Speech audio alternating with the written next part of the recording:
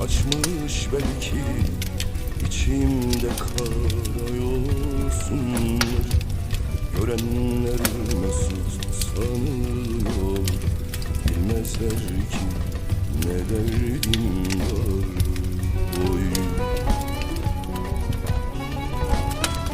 dışın çiçek açmış belki